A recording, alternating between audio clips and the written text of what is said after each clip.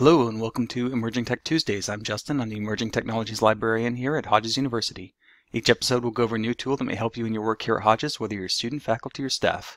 Remember that the IT department or the library in general may not be able to provide you with technical support for any of the apps we go over here. These are just to raise your interest and provide you with new tools to solve everyday problems. If you do have any questions or have a technology or need you'd like to see addressed, please don't hesitate to contact me directly at jwhite1@hodges.edu.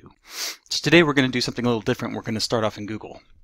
So I want to find music that I can use in a project and not get in trouble. Now, fair use in copyright allows you to use a certain amount for non-commercial projects. You can use popular music in certain short snippets, but quite often what happens is if you upload them anywhere, there is going to be a bot, an automated process that will take down your video. So say you want to use more than 10 seconds of a song. Well, in fair use, that's perfectly acceptable, but YouTube is going to see that 10 seconds and take down your video, and your account is going to get a copyright strike. That's not a whole lot of fun. What I'm going to do is introduce a little bit the concept of the Creative Commons, which is a copyright license. It's still copyrighted, but it's copyrighted in such a way that it allows you to use things more openly. So I want to search for Creative Commons 0 music. My first result here is creativecommons.org. This is a good place to start. And you'll see exactly why in a moment. Really nice thing is it's explaining what the Creative Commons is, some rights reserved, and where you can find Creative Commons licensed music. CCMixter, Jamendo, BeatPick. You can use this to make remixes. There are a lot of vocals only, there's a lot of instrumentation only, there's a lot of drum beats, so if you're really interested in remixing and remaking music, there you go. You can also find full songs. Say you want to have something such as an introductory song to this very video. Maybe at some point that'll be something I'll add. Just as an introduction, you can do that. So the great thing about creativecommons.org is they have a search the commons, and what this is it gives you the option to search all these different Creative Commons places where you can find Creative Commons licensed items. So I want something that I can use for commercial purposes, modify, adapt, or build upon. Now, if I don't need commercial purposes, fine, but usually you want to be able to modify, adapt, or build upon it, not just use it. You want to be able to change it. You want to build upon it. You want to be able to use it in your work. So CCMixter, and I'm just going to type in drums. That takes me straight into CCMixter, and you can see I've got all of these licenses: Creative Commons, Attribution, by, who is it by, and NC, non-commercial. So I could use any one of these that I want to. And you can use the tabs to go through, and it's just a really interesting way of finding what you're looking for.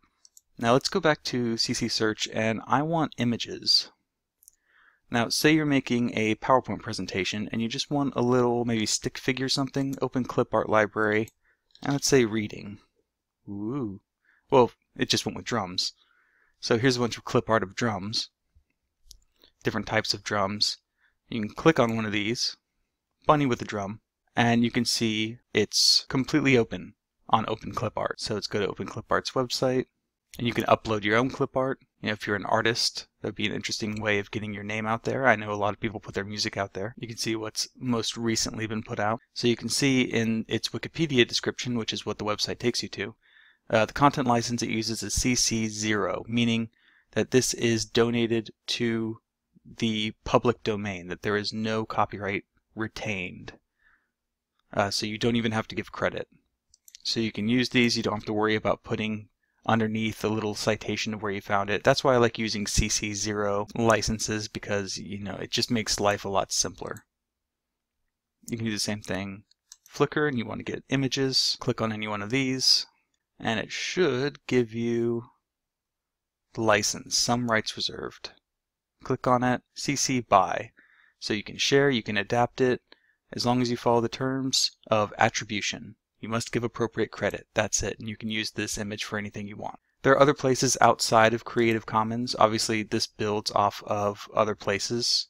YouTube also gives you the option of uploading something with a Creative Commons license. You can see it's searching for Creative Commons only.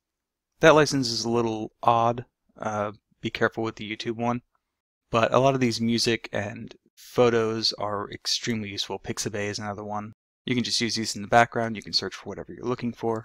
And if you go to the library website and go into our guide, resource guides, open access, you can see is a little bit of an explanation of what Creative Commons is, what is open access in terms of scholarly communication, and here are some resources.